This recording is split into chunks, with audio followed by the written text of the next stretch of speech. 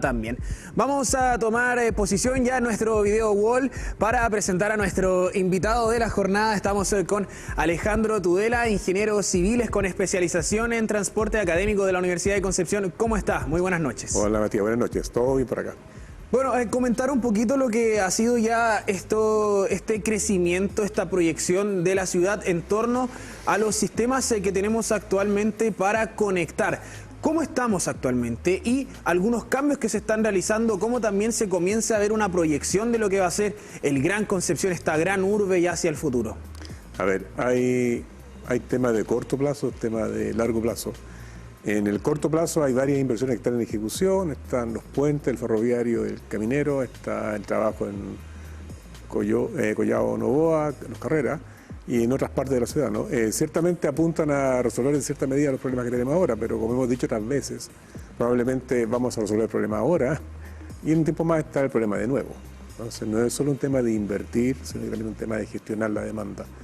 Y probablemente una cosa que estamos al debe, en cómo gestionar adecuadamente, y cuando digo gestionar no solamente que la autoridad gestione, sino que también probablemente quienes nos están mirando ahora en un poco de autoanálisis, pensar qué podría hacer yo para que el sistema esté mejor. Hay harto que pensar hacia el futuro, no solamente el tema de la demanda, de la oferta del transporte público, sino que también nosotros estamos migrando hacia la sustentabilidad, que es parte también de cómo se va a comenzar a presentar y a ver el tema del medio de transporte hacia el futuro.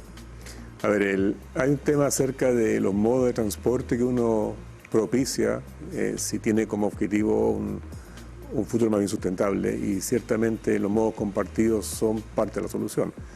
No es solo la caminata o la bicicleta como algunos creen, ciertamente el transporte público mayor es una solución en ciertos contextos, o el transporte público menor, que son los taxis colectivos.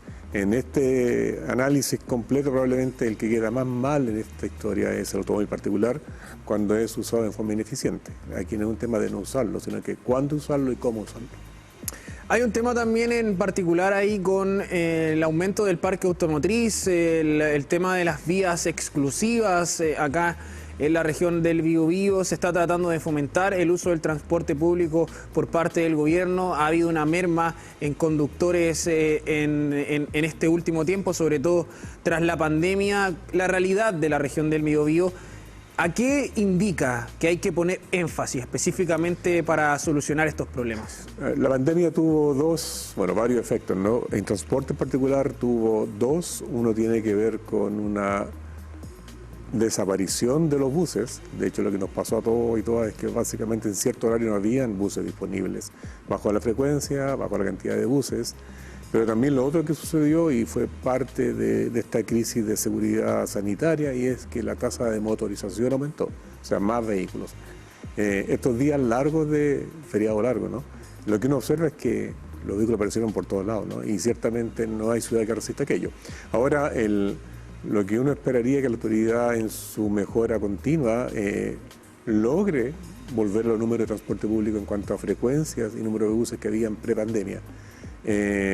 Porque ciertamente lo que uno observa es que en ciertas zonas de la ciudad, y estoy hablando de la Gran Concepción, en ciertos horarios la frecuencia baja bastante. Y eso al final obliga o un incentivo en realidad para que alguien adquiera un vehículo o use su vehículo. O sea, si tengo que llegar tarde a casa porque mi trabajo se acaba tarde, las clases de la UDEC, por ejemplo, o donde sea, y no hay transporte público, la única opción que tengo es usar un vehículo que lo voy a usar para llegar a la institución e irme del lugar. Entonces, ciertamente lo que a nivel de Gran Concepción, lo que la autoridad debería hacer es privilegiar recuperar el estado de transporte público que había antes, mejorarlo ciertamente. Está la famosa licitación que algún día saldrá como corresponde, para también lograr cambios en los vehículos de transporte público mayor. Ahora, eso mismo lo tiene que ver en Los Ángeles y en las otras ciudades de la región del Biobío.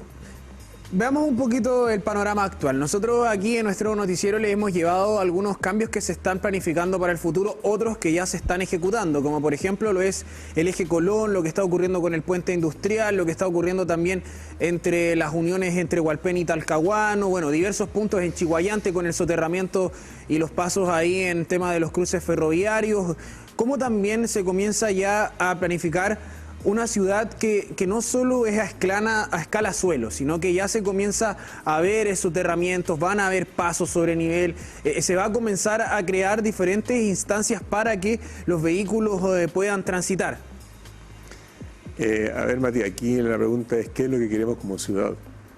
Si el modelo de ciudad es una ciudad con vías elevadas, que algunos sueñan, ¿no? Y muchos pasos bajo nivel, en realidad ese modelo de ciudad que en parte apunta a darle fluidez al transporte privado, ciertamente podría ser, comillas, la solución, que no es solución en el largo plazo. Lo que uno esperaría es que la autoridad en su priorización de inversiones busque, por ejemplo, pensemos en el biotren, ¿no? Mejorar la frecuencia de operación, aumentar la capacidad de transporte, ya sea con eventualmente estaciones más grandes, con lo cual implica trenes más grandes también con mayor capacidad, aumentar frecuencia en la medida de lo posible. Los corredores de buses que tú mencionabas, el caso de Colón 21 de mayo, que se conecta con el corredor que ya está operativo en Talcahuano, el corredor de buses en la ruta 100, la ex autopista básicamente, por el sector de Talcahuano, pero es mejoras relevantes en cuanto a tiempos de viaje, que al final del día es lo que uno de los factores que incide en la decisión de viajar en el transporte público, además de la calidad del vehículo. Y lo otro que tú mencionas es la fiscalización. O sea, el Estado invierte en transporte público, genera vías exclusivas, y lo que uno esperaría una mayor fiscalización con una adecuada gestión de la demanda. Por eso yo decía antes gestionar la demanda.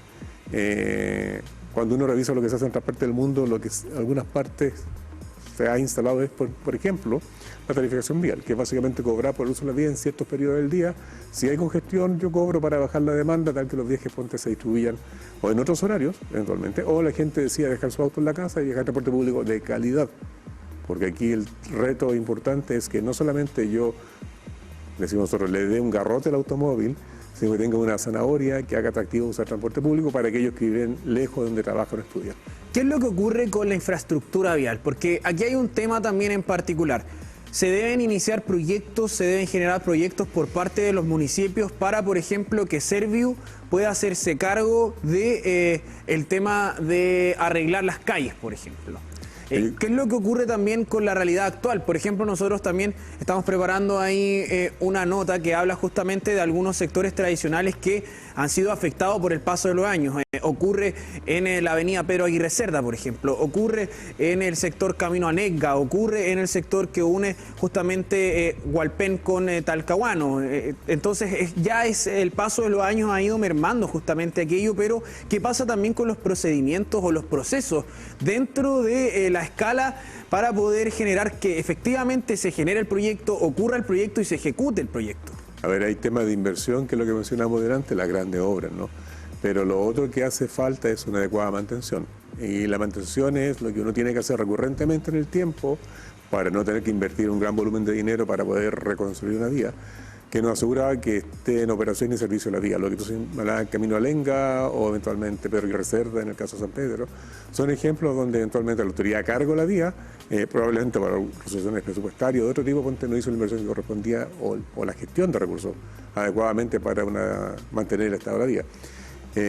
Y ahí ciertamente hay que ver qué pasa con obras públicas del Ministerio o con el MIMBU, que tiene la tuición de otras vías a nivel de las ciudades, ¿no?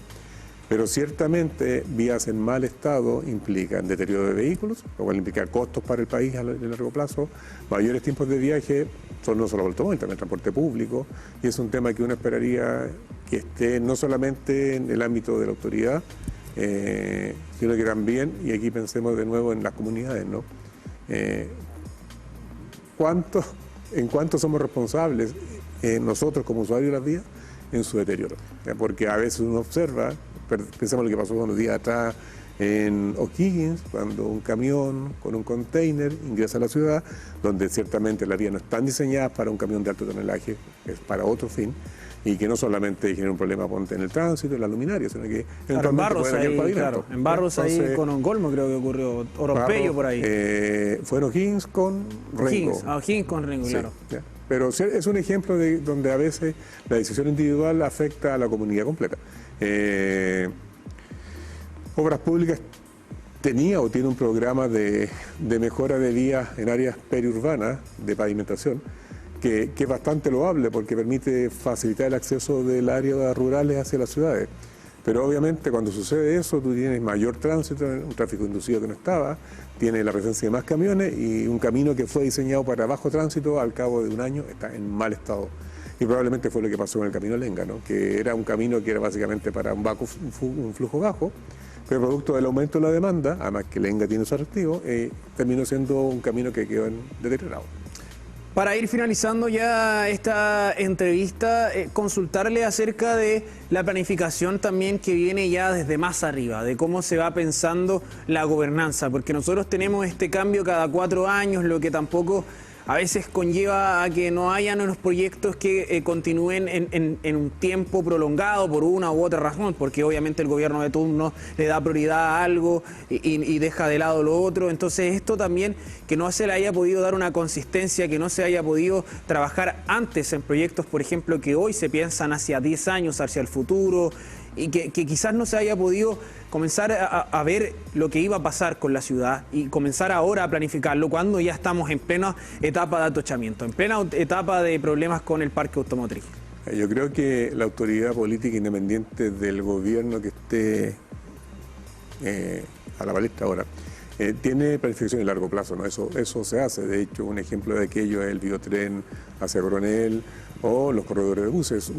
Imposible que una obra como esa se haga en un periodo presidencial, imposible.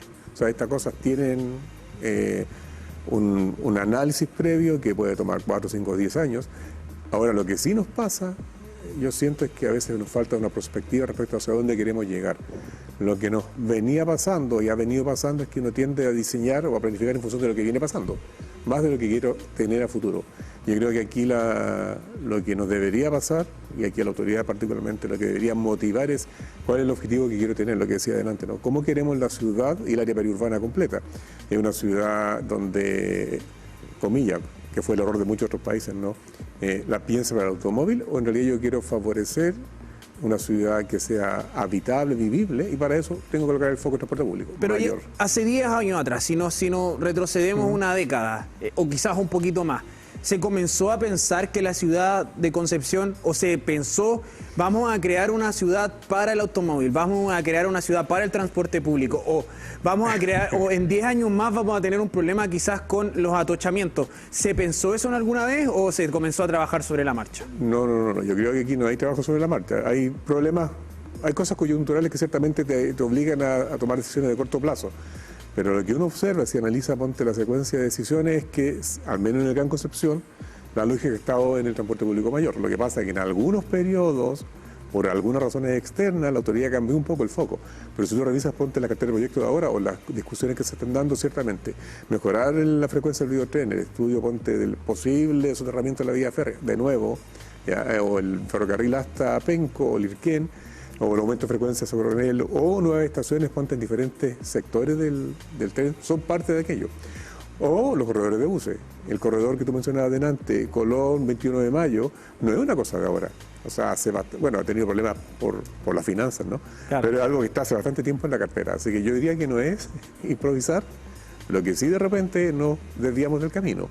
Cuando una autoridad dice, use las vías de buses, porque quiero que esto fluya más rápido, lo que está haciendo, y quizás no dolosamente, es afectar en largo plazo el sistema. Pero ahora es como, por ejemplo, eso también es una medida, ya para ir cerrando, en San Pedro de la Paz, Carabineros tiene la facultad, por ejemplo, de habilitar en la vía de transporte público. El alcalde se ha manifestado en aquella zona. ¿Por qué? Porque no hay buses, entonces la vía tampoco se utiliza porque no hay buses que la recorran. El problema está en que no tenemos buses, y eso es lo que hablamos delante. Tienes que recuperar la oferta que había prepandemia, y buses de buen estándar. Porque si no mejoramos aquello, obviamente la gente va a decir, mira, pero tiene un corredor de buses sin gente que lo use, entonces usémoslo. Y al final se instala una conducta, que es la conducta de violar la norma, que básicamente es un corredor de buses que mueve más gente todavía respecto a lo que el automóvil privado. La gente tiende a pensar de que el culpable de esta historia son los buses y los camiones.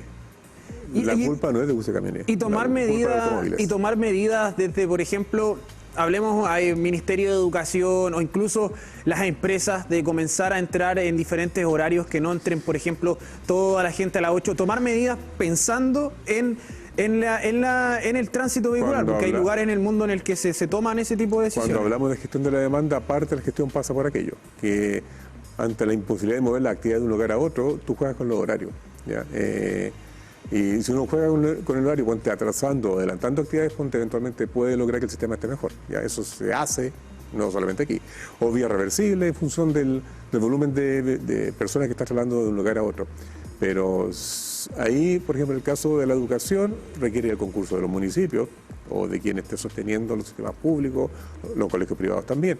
Uno desearía que los colegios privados en el Gran Concepción tengan buses que lleven a los estudiantes a esos liceos.